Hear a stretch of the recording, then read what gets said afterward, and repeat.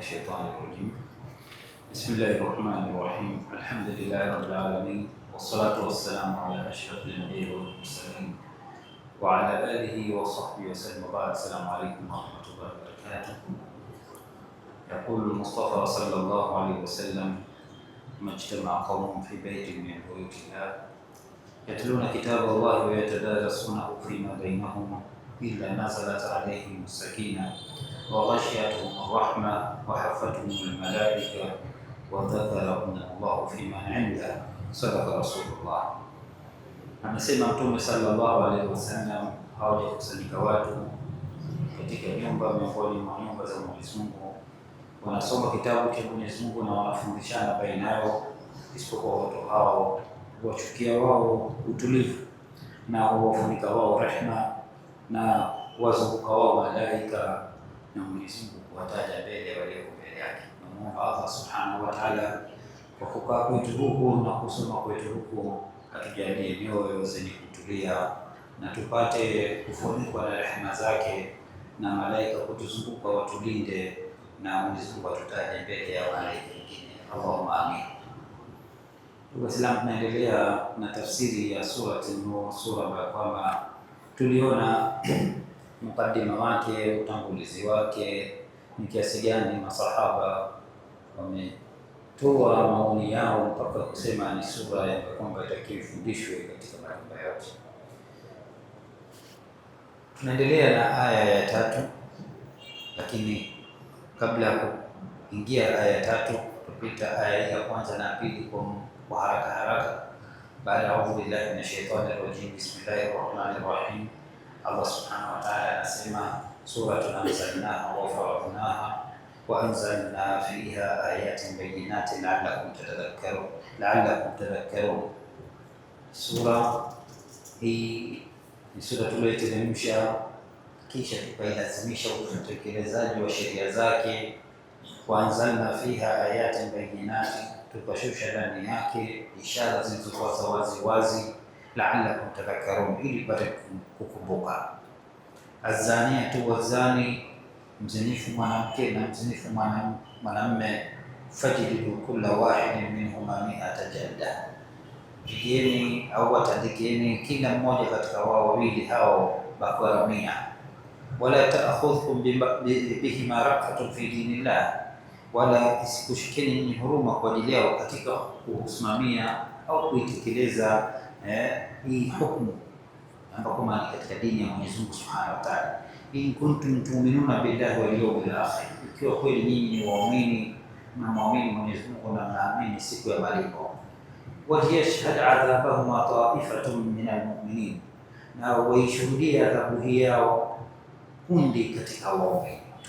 Tukaona katika aya iliyopita kwa nini Mwenyezi Mungu kaanza na mzinifu mwanamke kisha ndio akatajwa mzinifu mwanamume. Tukaona kwa nini Mwenyezi Mungu Subhanahu wa Ta'ala akasema yani isije kukushikeni nini huruma ikiwa ni muamini Mwenyezi Mungu na siku ya malipo. Kwa nini Mwenyezi Mungu ameweka kama sharti?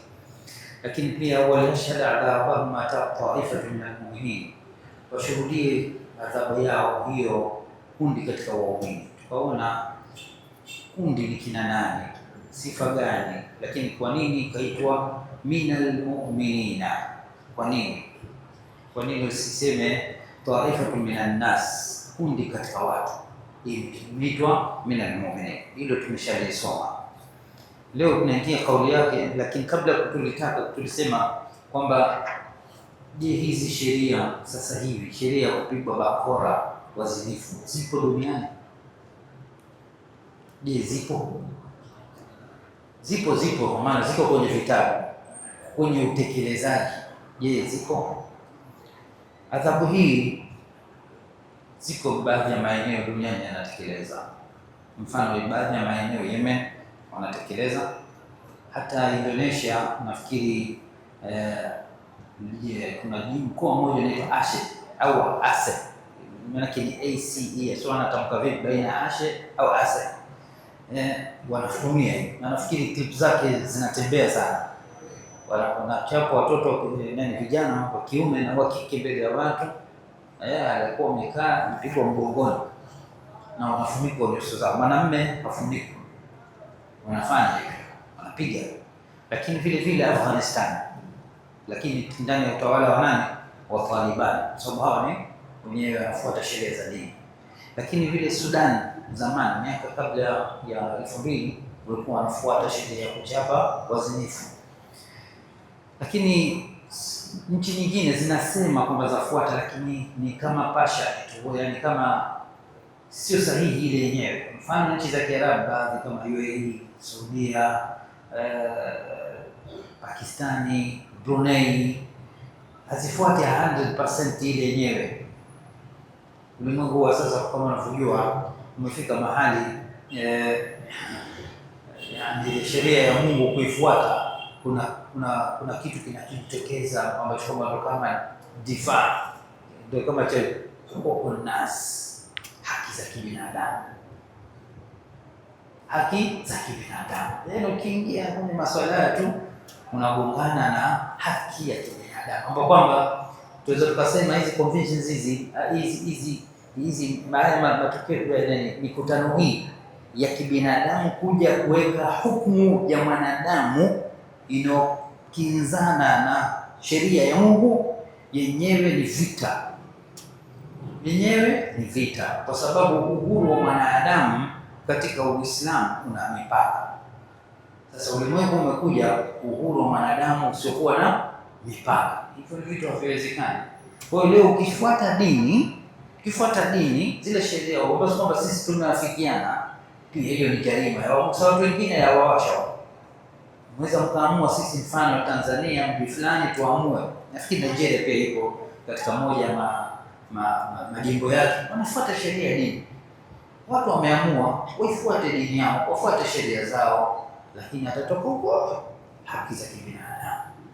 Na sasa hivi zimekuja haki za wanawake, hapo ndo wanatumaliza kabisa jamii kumalizika kuharibika. Bila shaka pamoja na heshima kubwa ambapo kwamba Uislamu umempa mwanamke, lakini kuna vidhibiti. Kumbuke hizi sheria ni za Mungu na huyu mwanadamu kamuumba Mungu mwenyewe. Kwa hiyo Mwenyezi Mungu daima analeta lenye maslaha na wanadamu daima, wala hakuna shaka katika hiyo. Sasa tusiingie huko. Almuhimu, yani imefika mahali wamekuwa watu wanajitegemea, ni watu wenye 100% Waislamu watupu, lakini kuzifuata sheria za dini zimeshakuwa tabu. Kipi kiwafanya nyinyi msifuate sheria za dini? Wakati angalia Mwenyezi Mungu Subhanahu wa Ta'ala katika kitabu, waman lam yahkum bima anzala Allah fa ulaika humu adh-dhalimun wa ulaika humul fasiqun, waman lam yahkum bima anzala Allah fa ulaika humul kafirun. Wasio hukumu kwa kile alichokiteremsha Mwenyezi Mungu. Mwenyezi Mungu hapa sifa zote hizo, ufisadi, fasik, kafir, dhalim. Kwa hiyo hizi sheria tutarudia tena kurejea, sisi kama Waislamu tuna wajibu na dhamana ya kuzilinda. Maanake nini? Kuzitetea, kutekelezwa. Inna arafna al-amanata ala as-samawati wal-ardi wal-jibal faabaina yahmilnaha wa ashfaqna minha wa hamalaha al-insan innahu kana zaluman jahula. Hii amana ni ya dini aliyoitaja Mwenyezi Mungu hapa. Tumeileta sisi hii amana, mbingu, ardhi, majabali, vyote tukakataa kufanya kuibeba. Wa hamalaha al-insan, sisi tutaibeba, tunasema tutaitekeleza. Innahu kana zaluman jahula. Kwa hiyo sisi hata kama hatukuweza kuitetea kwa 100%, inayowezekana inabidi kuitekeleze. Hii hapa kwa upande wetu maisha yetu ya Tanzania, watu kwenda kuozeshana sijui kwenye mahakama au wapi, waenda kufanya mirathi mahakamani, maharibu dini. Kwa nini uende huko tena? Hii ndio vya mwisho ambavyo kwamba vimebaki, uenda kufanya nini? Tukija kwenye hili la utekelezaji wa sheria hii ya kupigwa bakora 100 wazinifu ambao kwamba hawajaoa, imekuwa na athari hata kisaikolojia katika, na ni athari nzuri, kwa sababu kwanza, baada ya kuwa hii ni adhabu kali imemuumiza, daima hofu inabaki katika mwili, katika akili yake. Hofu Wewe angalia, sikwambii mwanadamu, paka au mnyama yoyote atakulia nyama yule paka, siku kimwahi ukampiga kijibakora kizuri harudi, na kikuona atakukimbia, yule afai atafanya atakukimbia. Hii ndio tabia mwanadamu, na Mwenyezi Mungu kaeka adhabu kwa maksudi. Adhabu hii si kwa sababu kwamba kuadhibu tu ovyo, ikusaidie wewe kukunyosha kabla ya akhera. Sababu ukifika akhera hakuna mabadiliko tena, hakuna kurekebisha, hakuna toba, hakuna istighfari, hakuna kusamehewa. Huko ni hisabu tu. Hayo yote tunataja ni hapa. Sasa vitu hivi ndio vinausaidia. Sasa kwa hiyo unapata ana kisaikolojia, mtu anayefanyiwa hivi kupata hofu ya kudumu, lakini pili, aibu. Ile aibu inamfanya awe ni mtu ambaye kwamba hatotaka kurudia tena. Ile aibu aliyopata inamfanya vile vile asitaki kurudia tena, lakini vile vile haya yote ni kumfanya huyu mtu kwa mazingira moja au mengine kufanya wengine waidhike kisaikolojia. Watu wanafanyaje? Wanasema bora ufe kuliko kutupata hali ile, bora nifanyeje, mwisho yote bora nikimbie. Kwa hiyo ni aina fulani ya kumtengeneza mwanadamu kutofanya tena kosa kama hili. Sasa tunaingia aya inayofuata 3. Mwenyezi Mungu Subhanahu wa Ta'ala aliposema azani la yankihu illa zaniyatan au mushrika wazaniyatu la yankihuha illa zanin au mushrik wa hurima dhalika ala almu'minin. Mwenyezi Mungu Subhanahu anasema mzinifu mwanamume hamuoi isipokuwa mzinifu mwanamke au mushrika, na mzinifu mwanamke hamuoi yeye isipokuwa mtu mzinifu au mushrik au mtu mushrik. Wa hurima dhalika ala almu'minin, na hiyo imeharamishwa kwa nani? Kwa waumini. Uislamu hapa yani tuingie ndipo sana, kwa sababu ni mahali ambapo kwamba kwanza pana khilafu baina maulama, baina maswala ya uzinifu, halafu watu kuja kuoana, halafu angalia athari yake katika jamii, huko kuja kuruhusu au kukataa kwake. Tukija kwenye maana Mwenyezi Mungu aliposema yankihu, azani la yankihu, nini maana yankihu? Hii ni mahali ambapo kwamba maana yake ndiyo inatofautisha watu kutoa hukumu. Tukija maana ya kwanza, yankihu kilugha inakuja kwa maana hizi mbili. Ya kwanza ni al-aqd, zawaj, kuoa. Unakwenda kwenye nikah, maana yake nini? Na kwenye ndoa, na kwenda kwenye nini? Nikah. Leo nikah, kesho walima. Kwa Kiswahili tunatumia maneno ya Kiarabu haya. Leo nikah, kesho walima. Walima nini? Chakula cha harusi. Lakini iko maana ya pili ya kilugha ya yankihu, nayo ni alwadhu, kule kuingilia. Mke na mume kuingiliana kuitwa nikah vile vile. Sasa khilafu ndio inakuja hapa. Anapokuja mtu anachukua maana ya yankihu ni kuoa, na anapokuja mtu mwingine anachukua yankihu bi maana kuingilia. Hapo wanatofautiana watu katika nini? Katika hukumu. Lakini jamhuri ni kwamba asli ya hili neno ni hamdul lafdh ala haqiqatihi shar'iyya wa hiya al-aqd, ni kulileta hili jambo au hili neno katika hakika yake ya kisheria ambayo kwamba ni ndoa. Ma lam tujad qarinatun tasrifu, maadamu hakuna kitu kinachoondoa maana hii isitumike, iende kwenye maana ya nini? Ya kuingilia, badala ya nini? Ya kuoa. Kwa hiyo hapa automatic maulama wengi wa jamhuri wanasema hapa kilichokusudiwa nini? Ni kuoa, pamoja kwamba kilugha yake inawezekana kuwa ni kuingilia. Lakini La pili, ukiangalia hapa uslubu wa maneno ni kama imekuja habari, haikuja neno amri, haikuja neno amri, imekuja uslubu jaat bi sifati al-khabar, imekuja hii aya kwa sigha ya habari. Mzinifu mwanamme haoi isipokuwa mzinifu mwanamke. Naona kama ni habari, lakini jambo linalofanya papatikane hukumu ni maneno ya mwisho kwenye aya, wa hurima dhalika ala almu'minin, litaharamishwa hilo kwa waumini.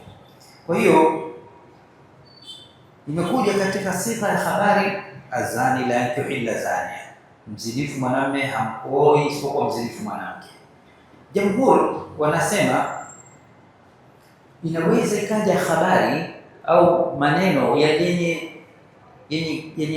mfumo wa habari, lakini ikakusudiwa insha bi maana tahrim, ikakusudiwa kutolewa hukumu. Atakuja mtu hapa atuaseme tu wewe mshenzi, imekuja kama habari hapo, lakini wewe hapo kwa lugha yetu ya Kiswahili umelitolea habari au unapinga kuzungumza maneno hayo? Unapinga nini kuzungumza maneno hayo? Sasa kinachofanya kwamba hii sifa sio ya habari bali ni tahrim, ni maneno ya mwisho, wa hurima dhalika ala almu'minin. Hilo la kwanza. Tukija kwenye swala la sababu nuzul, maulama wametofautiana kwa sababu nuzuli wa aya hii. Riwaya ya kwanza kwamba Mursil bin Abi Mursil alikuwa na mateka waliotoka nao Maka kuja nao Madina, na katika hao kulikuwa na mwanamke mmoja ambaye kwamba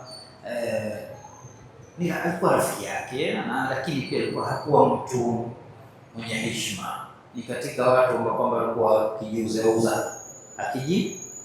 Alipokuja naye akamwambia Rasulullah, ankihu anak, je, ni muoe huyo anak? Kwa Madina sasa kaja naye kamleta, yuko Madina na wengineo, lakini huyo alikuwa rafiki yake na ameendelea kumpenda. Je, ni muoe? Mtume sallallahu alaihi wasallam akanyamaza. Fanazalat wazaniyatu la yankihuha illa zanin au mushrik, na mzinifu mwanamke hamuoi yeye isipokuwa mtu mzinifu au mushrik.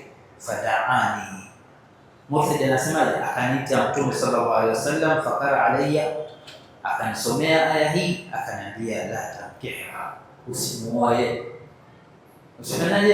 Usimuoe. Hii ni ya kwanza. Sababu nzuri ya pili, anasema kwamba walikuwa watu katika wakati ule, mmoja katika Waislamu alikuja kwa Mtume sallallahu alaihi wasallam, anataka kumuoa mwanamke mmoja anaitwa Mahzul, na alikuwa anajulikana kwamba huyu hana tabia nzuri, mtu ambaye ni mwanamke ambaye kwamba hakutulia, na ilikuwa ni kwamba alikuwa ni kama ni mtu alikuwa ana matumaini kwa kumuoa kwake atapata takhfifu katika maisha, kwa sababu yule mwanamke kidogo aliweza kuliko yeye. Mtume sallallahu alaihi wasallam baada ya kuambiwa au kuombwa na huyu sahabi, ikashuka aya hii. Hiyo ni kauli ya pili. Kauli ya tatu iliyokuwepo katika Maka, katika Madina, kuna watu walikuwa wakiitwa Ahlus Sufa. Ahlus Sufa ni watu ambao walikuwa wakija pale Madina, haja kuwa hali zao ngumu, hawana majumba, hawana ndugu, basi kule nyuma kule palikuwa kama baa hivi, wakawa wanakaa pale, ndio malazi yao. Asubuhi wanapambana kutafuta nini? Maisha. Sasa wale watu katika kipindi cha kukaa pale Madina, hali ngumu, walikutana na hali kwamba kuna wanawake wapo ambao uwezo wao ni mzuri, lakini kwa kuwa wana tabia mbaya hawakupata waume, wakaona hawa bwana, ikiwa mtu hawaoa maisha yetu yatabadilika, wana majumba, wana mali kidogo, kwa takhfifu itapatikana, tupata tabu sisi maisha. Sasa ikashuka aya hii ili kuwalinda, siyanatan lahum an dhalika. Imeletwa aya hii kule kuwalinda na rahba yao au ile kusudio lao au yale matumaini yao. Kwa hiyo ikashuka aya hii kwa ajili ya kulinda. Kwa hiyo hizi ni sababu tatu zilizotajwa, ikhtilafu iko baina ya maulama. Hasil sisi tuchukulie pana hukumu tunaitaka kuizungumza kwa undani kuhusu mambo mawili: mzinifu iwe ni mwanamme au mwanamme kuoana. Halafu inakuja ile kwamba yule ulizini na yeye mwenyewe kumwoa, ambapo kwamba hii ndio tabia hii, masuala ya watu wafumaniwa halafu ufanye uruzishwa hapo hapo, japo hiyo kufumaniwa mpaka ile sharti iwe kwamba imetimia kwamba hii ni uzinifu, kuna masharti yake nayo yatimie, ndio. Tuanze na kauli za maulama. Mfano, tukija kauli kwa Abu Hanifa. Abu Hanifa yeye na maulama wengi utakofuata, kuna sharti la toba ili uwezi kumwoa ambaye kwamba alikuwa na tabia ya zinaa, lazima awe amefanyaje? Ametubu. Kwa hiyo kwanza anasema yajuzu lilmu'min an yatazawaja zaniyatan idha tabat, inajuzu kumwoa mtu mwanamke ambaye kwamba alikuwa na tabia ya uzinifu, lakini anapofanya anapotubu. Ikiwa hakutubu, je, ndoa itabatilika? Yeye kwa upande wake anasema ndoa itaendelea kuwa sahihi, lakini makruh. Ni nini? Ni makruh kwa upande wake, na amestadili na aya, amestadili na dalili kwamba asli ya ndoa ni watu kumwoa mwanamke aliyekuwa ni mwanamke, ndo asli. Na uharamu huu umekuja kwa ajili ya kwamba kuzuia watu wasioe isipokuwa wale waliokuwa wema, kwa sababu Mwenyezi Mungu kasema katika surati Nuri, tutaona huko mbele, wa ankihul ayama minkum wasalihina min ibadikum wa imaikum, waozesheni wajane katika nyinyi na wema katika watumwa wenu na vijakazi vyenu, iyakunu fuqara, ikiwa ni maskini, yughnihim Allahu min fadli, Mwenyezi Mungu atawatajirisha kwa fadhila zake, wallahu wasi'un alim. Kwa hiyo rai ya Abu Hanifa, yeye kwa upande wake yatakiwa uoe ambaye kwamba ameshatubu, lakini ikiwa umeshaoa basi ni ile ndoa ni makruh. Ama kwa upande wa Imam Maliki, wao wanasema lazima awe ametubu.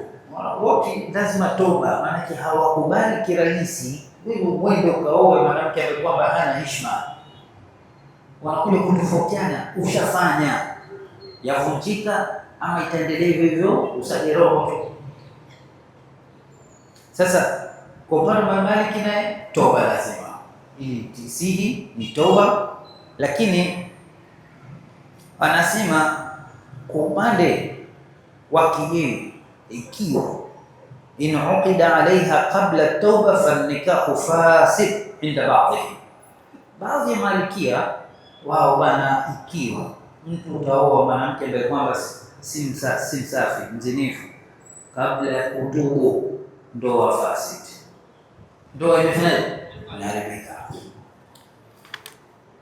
Kwa mfano Imam Shafi'i ndoa ni sahihi hata kama alikuwa ni mzinifu, lakini kabla ya kutubu ni makruh kumwoa, mtu ambaye kwamba hajatubu kutokana na nini? Na zina, kwa upande wao. Na hawashurutishi ili ndoa kuwa sahihi lazima iwepo nini? At-tauba. Na wanatafsiri kwamba hii aya imekuja kwa njia ya habari kwa ajili ya kufanya watu wachukie kufanya hivyo, ni kitu hakipendezi. Ama Imam Hanbali wao kwa upande wao haijuzu kumwoa mwenye tabia ya uzinifu mpaka atubu, na ikiwa hakutubu ndoa ni batili. Angalia hapo, hizi madhahiri kubwa zote, toba lazima limetajwa, kwa sababu asili ya ndoa ni heshima. Asili ya ndoa ni nini? Ni heshima. Sasa vipi mwanamke ambaye kwamba hana heshima, wewe ndio wafanye ndio mkeo, ndio mama wa watoto wako, na hizo zote hizo zimetaja kuhusu nini? Toba. Kwa hiyo wanashurutisha toba, tena toba sariha ya wazi wazi, na hii ndio inaelekea kuwa karibu zaidi na aya. Madhhabu ya Kiibadhi sisi, mfano na sisi rai yetu, kwanza uzinifu katika makosa makubwa. Pili, haifai mtu ambaye kwamba ana heshima kumwoa yule asiyekuwa na heshima. Maadamu mtu hajatubu, hajarudi katika njia sawa ya haki, huyo haisabii mbele ya sheria kama ni mtu mwenye heshima zake. Tatu,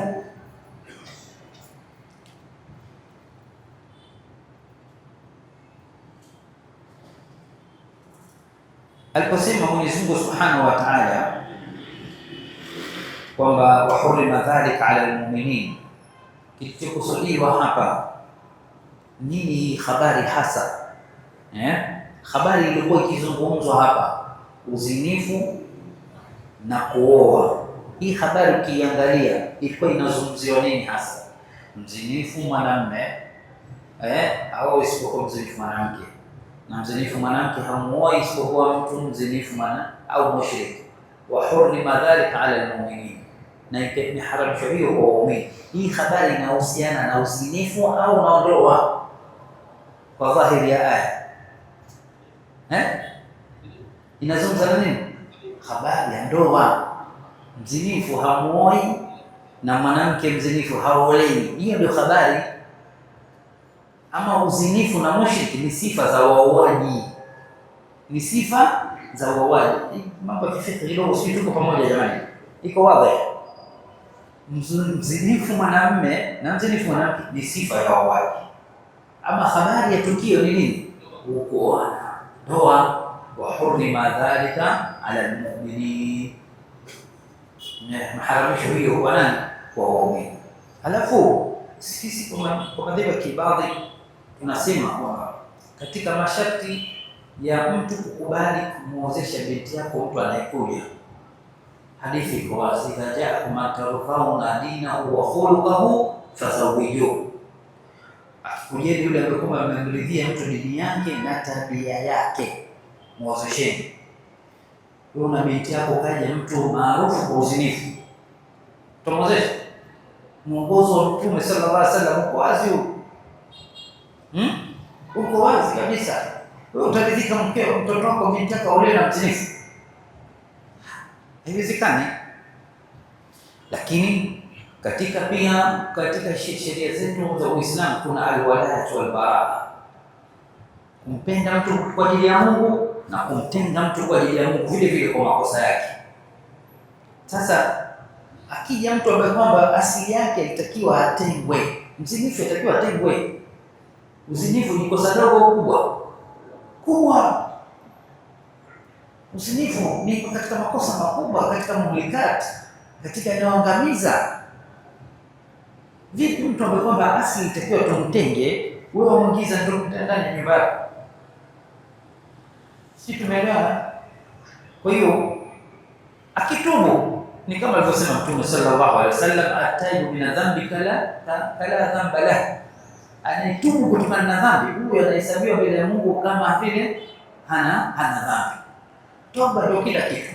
Akitubu tobatan nasuha, hapo kwamba ndani yake kuna ikhla, akajaacha lile jambo. Sio mwingine atubu kwa sababu ile apate kuozeshwa, la, au ameacha kweli ile kosa, alafu anadam, amejuta, kwa nini mimi nimefanya hivi, aonyeshi kweli amejuta, alafu alazm ila adam alauda, kutia nia kwamba hatarudia tena. Na ikiwa ni kwa upande wa mwanamke, lazima hakikishwe hana riski ya mtu mwingine, si mtu mchafu huyo, inawezekana na mimba ya mtu, lazima papatikane muda wa hedhi moja mbili zipite, ili ionekane huyu kweli hana riziki ya mtu mwingine. Lakini kwanza tauba, alafu ionekane hana riziki ya mtu mwingine. Kwa hiyo hikma ya tashrii hii, ya sheria hii, ni kuhifadhi hii jamii, kuenea huu uchafu, lakini vile kuhifadhi nasaba, kuhifadhi nasaba, kwa sababu yule ambaye amefumaniwa hiyo hapo hapo kuongozesha. Je, jana kama kalala na mtu mwingine, je jana kama kalala na mtu mwingine, wewe utajua ile iliyoshika nini ya nani? Lakini vile vile bina al-usra ala tahara, kujenga familia iliyoko juu ya tahara, kiwa baba mama wote wasafi, ndoa inakuwa safi. Hata wewe uko mbele, siku unapokuwa unalea watoto wako wakiwa wanasikia historia yenu nyinyi baba na mama mlikuwa vipi, kwamba mlikuwa labda pengine mnacheza huko njiani mitaani, ni tofauti na kwa baba na mama wanatajwa na historia nzuri, tofauti kabisa. Kwa hiyo matokeo yanakuja kuwa na athari katika hata malezi ya watoto. Lakini vile vile ni sadda, ni kufunga mlango wa watu kuona jambo la uzinifu kama jambo la kawaida. Bwana wewe maana ni mzinifu, akuozeshi. Kama vile mtu pia akija mtu haswali, hatumuozeshi. Tumalizia kauli kwa ujumla leo, na tutoshe tukimaliza hili tu, hata tusipoingia katika fiqh kidogo. Tumalizie haya ya mwisho katika hili swala la mtu kumwoa mzinifu uliozini naye wewe au asiyekuwa wewe. Tumalizie na hizi fikra au mambo kama manne. La kwanza kusema kwamba kumwoa mtu mzinifu au kuolewa na mtu mzinifu haifai, haramu, ni hukumu salama zaidi kuliko kujuzisha kiakili tu. Kiakili kama leo ya kutokea ndio wewe sasa waozesha binti yako, basi atakayekuja ukiambiwa ni mzinifu na sio mzinifu, na mwingine akaambiwa ni mzinifu, vitu hali mbili tofauti. Wewe angalia tu, watu wengine kuwa ameoa akidhania kwamba yule mke ni mtoto mdogo bado, alafu akaenda akakuta kumbe si mtoto mdogo, udogo umemtoka. Angalia anapotoka na fadha, anapotoka na nini, tayari ana akili imepita kwenye kuna mtu mwingine kanitangulia, anakosa amani, ndio inaingia ndoa. Kwa hiyo hii kusema kwamba haifai, na kwa kweli na mlango wa kufungwa bwana, kilichopo bwana ni toba tu. Kilichopo sio kwamba hataolewa tena, ataolewa akitubu na hali yake ikiwa nzuri ya dini, ataolewa. Kwa hiyo kwa upande wa yule ambaye kwamba labda kwa upande wa kwamba mtu kazini naye yeye, hukumu ipo ya kifiqhi kama vile kwenye mirathi. Mirathi ukimuoa mrithi wako wa mrithi, wewe unapewa adhabu ya kwamba umeharakisha maslaha kwa kumwondoa mtu mwingine. Ni kama ilivyokuja man taajjala shay'an qabla awanihi uqiba bihirmani, mwenye kufanya haraka jambo kabla ya kufika wakati wake, mwenye kuharakisha kulazimisha jambo lije haraka kabla ya muda wake, basi huadhibiwa kwa kosa lile kwa kunyimwa. Basi hata kwenye ndoa na hivyo, kwani wewe usubiri kwenda ukaposa ukakubaliwa ukaozeshwa, kwa hiyo adhabu yako ulifanya kunyimwa. Lakini la pili, mafungamano baina ya mke na mume ni mafungamano ambayo kwamba yanaleta matokeo maalum kwa waliosifu katika Qur'an aliposema wa min ayatihi an khalaqa lakum min anfusikum azwajan litaskunu ilayha. Katika sehemu ya ishara yake Mwenyezi Mungu amekuumbieni nyinyi kutokana na nafsi zenu wake ili mpate kutulia. Tukija vipi utatulizana na mtu ambaye kwamba uliwahi kumtongoza afa akakubalia kirahisi, akawa yeye kwamba una dhamana naye asitongozwe na mwingine akakubalia? Tena sasa hivi ndio atakuwa labda hataogopi kabisa kwa sababu yuko ndani ya ndoa au na kitakachokofia kwamba amekipoteza. Kwa hiyo utulivu uliotakiwa kwenye ndoa ni utulivu wa kuaminiana. Unapokuwa mtu mmetongozana huko alafu akakubalia, wajua mwanamke alikuwa mmetongoza alafu akaenda kufanya naye kitendo chafu, ni kiasi gani mwanamke amepoteza haya, hana woga, hana dili, haogopi kitu. Atakuja wewe una dhamana gani asiwezi kumkatalia mwingine baadaye? Hilo la kwanza. La pili, kujihusisha kuoana watu ambao kwamba wameshazini ni kama vile tunachochea uchafu, kwa sababu madam kwamba kama itafika mahali tuoane kama tutaishi maisha haya ya undani, alafu baadaye tuoana. Kwa hiyo kama hakuna hofu yote, tuogopa nini? Lakini wangapi katika watu wamekuwa ni wahanga, hasa mabanati wahanga pale wanapokuwa wanaume wanaishi nao kinyumba, baada ya kuona nishachoka naye, afanye amwacha, aachana naye, amwacha nini, aachana naye, amtupa, aachana naye, anakuwa yule maskini mhanga kwa mambo mawili. Huyu atatafuta mwanamke mwingine na atapata, mwanamume atapata, lakini mhanga daima anakuwa nani? Mtoto wa kike. Heshima yake ishapotea, ni mzinifu. Uzinifu mwanamke na mwanamume pamoja kwamba zote mbele ya Mwenyezi Mungu daraja ni moja ya dhambi, lakini heshima ya mwanamke inaanguka zaidi. Lakini pili, kiwa kashika ujauzito, atatokea na mambo hayo mawili. Jambo la kwanza ni aibu na fadhiha atapoishi nao milele na mtoto wa haramu, hata kama babake anajua ni fulani, lakini ndio hajulikani kisheria huyu ni mtoto wa haramu. Lakini la mwisho na mbaya zaidi, anaweza akaona ili nifiche uovu nifanyeje, akatoe mimba au mtoto. Na yote imeletwa kwa sababu gani? Tutakuwa tumeuacha mlango wazi wa watu wazinifu kufanyaje, kuoana. Hii tunaweza kusema basi tutazuia vipi? Kwanza uelewa wa wazazi na watu wenyewe kwamba hili jambo halifai, lakini watu mashekhe hao mara nyingi wanaozeshwa na mashekhe vile vile. Hili jambo tulichukulie kwa mahmal jidd, yani ni very serious. Tunataka tuzuie uzinifu.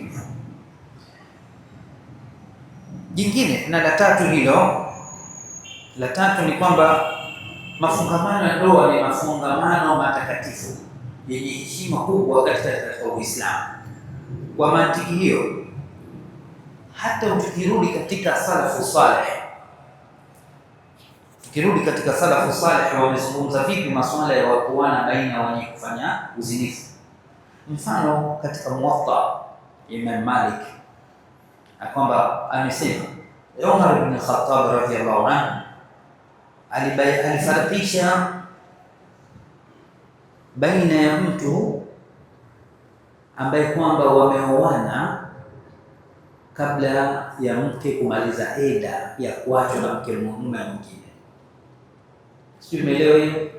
Mtu na mkewe, mke akamwacha mke kabla ya kumaliza eda, akaolewa. Sio kuzini, akaolewa hajamaliza eda. Sayyidina Umar akawafarikisha na akasema hawakutani tena milele, la yastamiani abada. Hii imekuja katika Muwatta. Vile vile nyingine hiyo, kisa cha pili kingine kimekuja katika hiyo Muwatta cha Imam Malik. Kuna mwanamke mmoja anaitwa Talihatu al-Asadiyya. Huyu alikuwa ni mke wa bwana mmoja anaitwa Rashid Thaqafi. Baada ya kuachwa akaolewa ndani ya eda, hajamaliza eda. Sayyidina Umar, wakati wa Sayyidina Umar hiyo, Sayyidina Umar radhiallahu anhu akapiga bakora, akampiga bakora nani? Mke. Sababu yeye ndio anajua mimi niko kwenye eda au mshatoka huko. namba moja akachagua nani, halafu akawafarikisha baina yao. Kisha akasema sasa, ayyuma mraa, mwanamke yoyote ambaye kwamba ameolewa wakati wa ida yake, ikiwa mume wake ambaye kwamba amemuoa hajamwingilia, mke ambaye kwamba ameolewa ndani ya ndoa, ndani ya nini, ya eda. Ukumbuke eda jamanini, bado nusu nusu ni mke yule, na ndio maana akifa mume pale anafanyaje, ana change kutoka eda ya kuachwa anaingia kwenye eda ya kufanyaje, ya kufiliwa. Na ukumbuke vile vile akiwa mtu kwenye eda aachwa talaka moja, halafu mume akafa, mke atarithi au harithi? Anarithi. Kwa nini anarithi? Ni mke, ni nusu mke. Ndio maana kurudi kwake ni kumwambia nimekurejea, na kwa masharti ya kuwepo mashahidi, hamna tena kuozeshwa, hakuna nini mahari. Sasa anasema ikiwa yule mwanamke ambaye kwamba ameolewa ndani ya eda hajaingiliwa na huyu mume mpya, basi atafanyaje? Atafarikishwa, alafu atamaliza eda ya yule mume wake wa kwanza. Kisha huyu mume ambaye kwamba ndio alitaka amemuoa mara ya pili, baada ya kumaliza eda hadi sasa kama mume mpya, asiseme nishamuoa niacha maliza eda tu, la, ile ndoa ni fasi. Sisi tumeelewa. Kuna mahali tunakuja kufika hapo, tunazungumza mwanamke aliolewa ndani ya eda. Kosa ni kuolewa, sio wakati munasi. Je, mzinifu yawaje? Ndio swali tutakapojiuliza hapo. Sasa yule mtu wa pili ambaye kwamba amekuja kuoa mwanamke iko ndani ya eda, atasubiri eda ishe ya yule mume wa kwanza, alafu sasa aje kuomba kuoa kama mtu mwingine yoyote. Ama ikiwa alimwingilia, Omar anasema Muwatta, Imam Malik anasema katika kitabu chake Muwatta, atakaa eda ya mume wa kwanza imalizike ile asili tangu aachwe, halafu tangu afarikishwe na huyu, eda yake pia iishe. Ataka eda hizo mbili, kisha la yajtamiani abada, kisha hawatokaa tena, hawatokusanyika tena pamoja, kwa maana hawatokuja kuoana milele.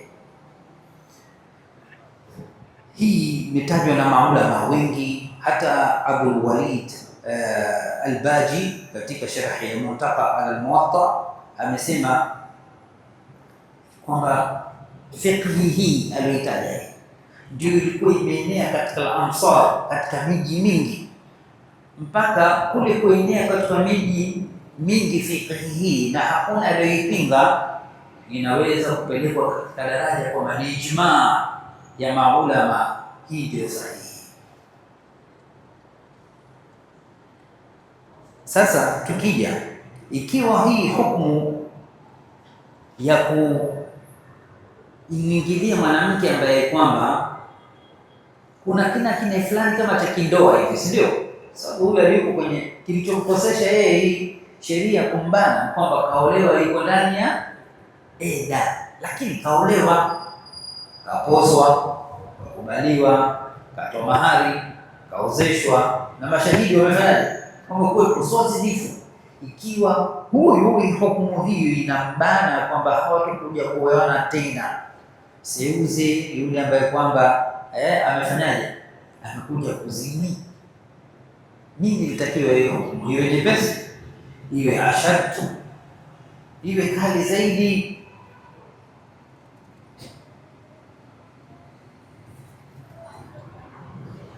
Nyingine tunamalizia haraka inshallah. Imethibiti kutoka kwa Mtume sallallahu alaihi wasallam kwamba wanaofanyiana laana, mutalainani, baina mke na mume. Tunajua maana kufanya laana pale kwa tuhuma baina mume na mke, wanapokuwa wametuhumiana kutembea nje, wanapofanya mulana. Tutakuona inshallah pia tatu ziko kwa mbele, tutakuja kuziona hukumu zake inshallah. ni kwamba Mtume sallallahu alaihi wasallam imethibiti kwamba amesema la yajtamiani ila yaum alqiyama, wanaofanyania dhana, watu ambao kwamba wamefanyaje, ni mke na mume wa halali, wakatuhumiana mpaka wakafika daraja ya kulaaniana mbele ya kadhi, hao hawatoana tena milele. Hawa hukumu yao ni nini? Ni tuhuma. Inawezekana hata yule mwanamke pengine ni kweli hakufanya lile kosa, bado hukumu imembana, hawaweza kuoana tena. Je, mzinifu aliyefanya zina mwenyewe, maana hapo hana ushahidi, si ndio? Mzini wenyewe, hakuna tuhuma hapo. La tano, tumesema kwamba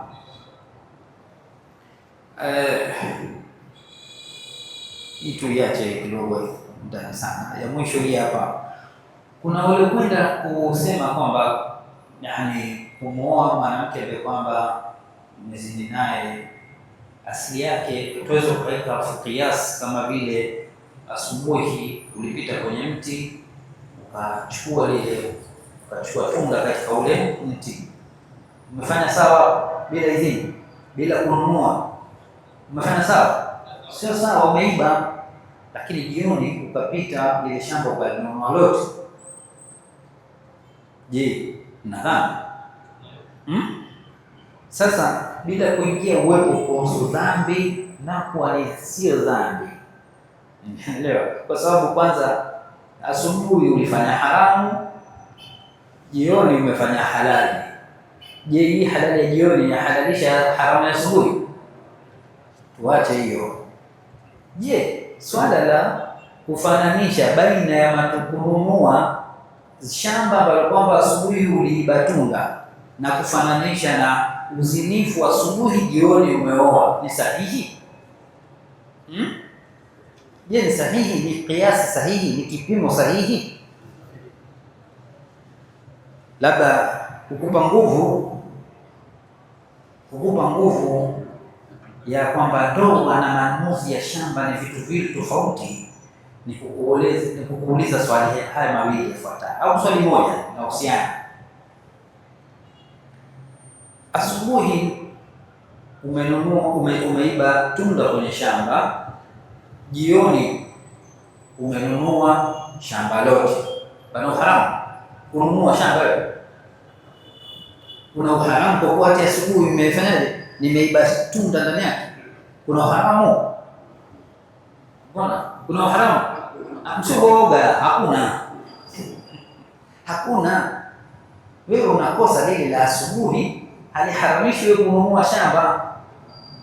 Tumwambia asubuhi bana niliiba, utamsamehe au nakulipa kata kwenye, au sio? Naongeza hivi, asubuhi nilichukua, inaomba sana, lakini biashara itakuwa nini? Halali. Ndoa kuonyesha kwamba ni vitu vingi tofauti baina ya ununuzi wa shamba na masuala ya ndoa. Mke mwezi huu kaolewa na baba mtu, kakaa baba akachoka, kaona ni naona kama sio choice sahihi, siku ya tatu akamwacha, akamaliza hela. Wewe unaweza kumwoa? Waweza? Au kinyume chake, mtoto kaoa, si ndio? Wakatofautiana siku ya kwanza, siku ya pili tu, kamwacha, kamaliza hela. Mtoto wake maskini naona haya, wacha nistiri mimi. Inawezekana? Inawezekana? Ndio maana kwamba kuchukua shamba kulinunua kwa tunda pale kwamba umeliiba asubuhi, jioni ukahalalisha ile tunda, japo sio sahihi, haihalalishi. Ni matokeo mawili tofauti. Ili ni jarima ya sarika, ili ni tendo la kununua. Tuliache, huwezi kufananisha na ndoa. Huku kununua kumekuwa halali kwako, mbona huku basi haviwi? Ni kwamba ndoa ina ahkamu zake zinazojitegemea.